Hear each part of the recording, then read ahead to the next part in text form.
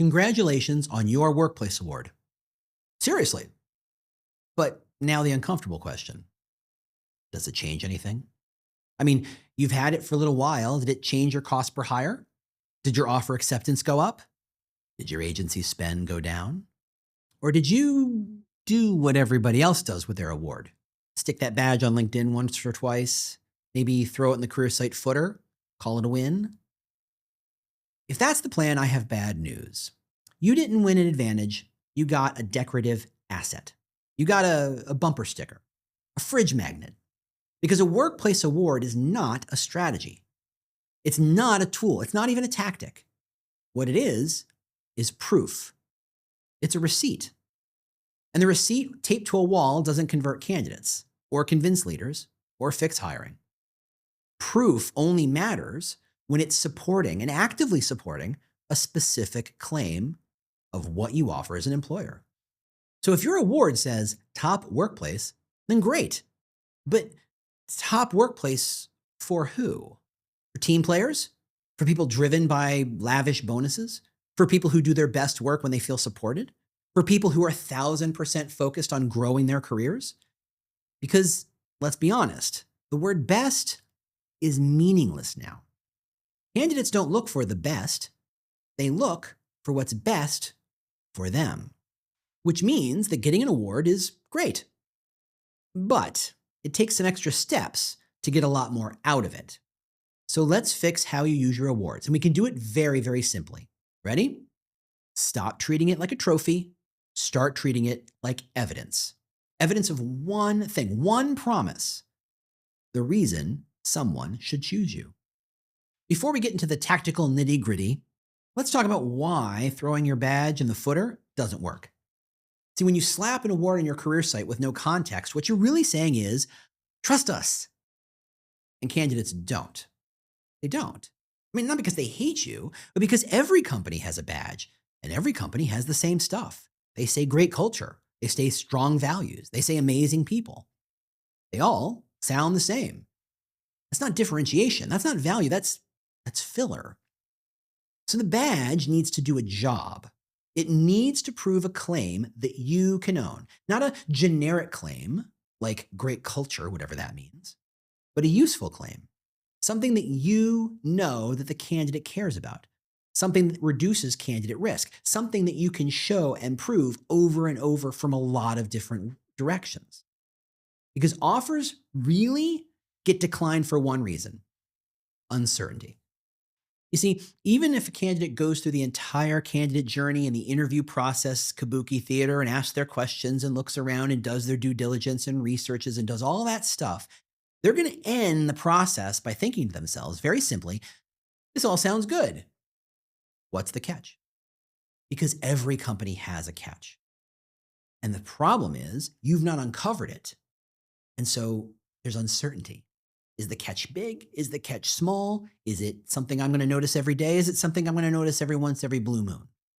Awards reduce that level of uncertainty, but only if you deploy them correctly. So here's the framework. Award, the claim that that award proves, the proof beyond the badge, so you got to give it some supporting evidence, and then the behavior that the candidate will experience related to that claim. Let's do it again. Award, claim, proof, behavior. Let's do an example to make that easy. So let's say your award is about career growth.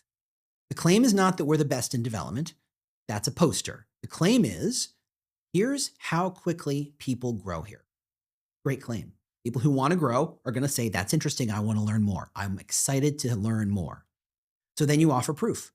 Promotion rates, training budgets, internal mobility stats, examples, stories that people can tell about how they started one place and they ended up someplace else. And then you show the behavior. What happens in week 1 that will help them grow their development or, professionally develop? What happens in month 3? How do managers actually develop those people? Are they trained? Are they expected to figure it out on their own? Is there a process? Is there a course? This is how you turn a badge into belief. So let's get into the tactics. How do you actually apply this thinking across the board to make that award really work overtime and create an advantage for you? Now, I want to say all this stuff is designed to be very, very practical, albeit it's very underused. So that means if you take advantage, you're going to get a huge advantage. Tactic one, get hyper specific. Most award programs have categories and subcategories, subawards. Now, those are often more valuable than the big trophy because they're specific. So if you've got one of those, don't lead with top company or whatever that is. It's vague, it's broad, it's unspecific, it's not useful. Instead, lead with the trait that matters to your hardest to hire roles. Your flexibility, your safety culture, your growth in careers, your management quality, your innovation, even your purpose. This is how you stop attracting just anybody who can hit apply buttons and instead attract the right people. Tactic two, put the award inside the candidate journey, not beside it. See, the footer is where things go to die. You could hide a dead body there. So don't put your badge there like it matters. Instead, put the award next to the promise that it proves, right at the moment of doubt. Where does doubt happen? It happens a couple of places, actually. It obviously happens in the first 10 seconds of your job page. It happens right before they hit apply. It happens after the first interview. And it happens at the offer stage.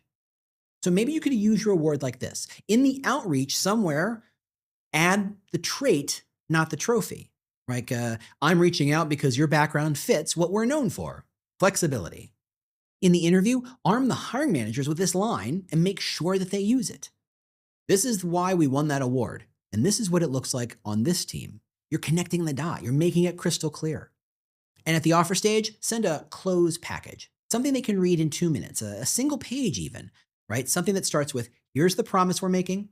Here is the proof that we believe and are going to back that promise. And here's the behavior you're going to see that feeds that promise. Because at the offer stage, you're not explaining the job. They already know the job. They've already figured that part out.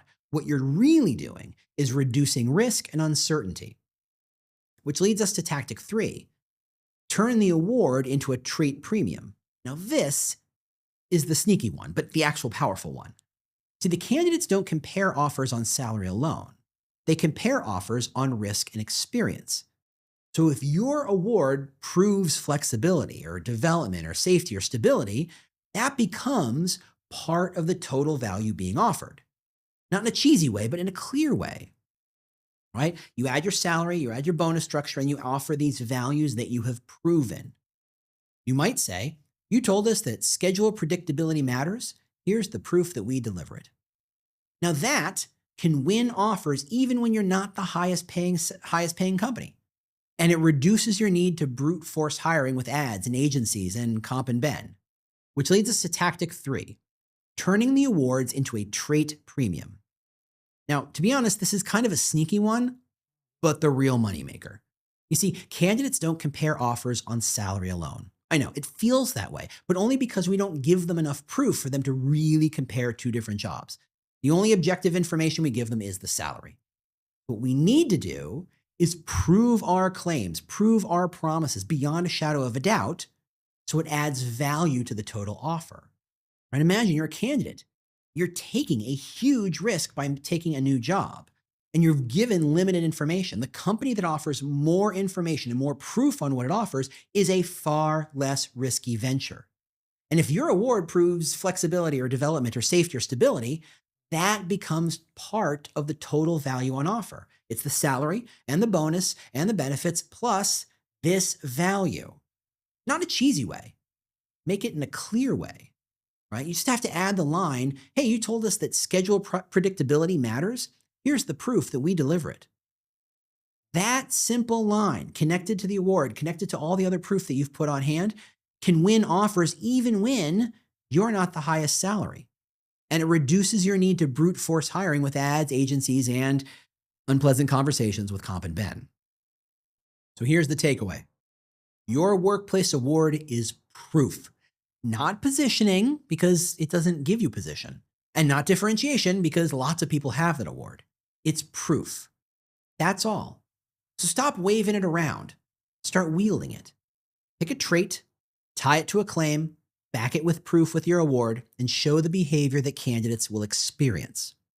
Do that, and your award doesn't just sit on a website, it works overtime. And if you want more help becoming more choosable using your awards, check out Employer Brand Labs at employerbrandlabs.com or get the book Becoming Choosable, available worldwide on Amazon now.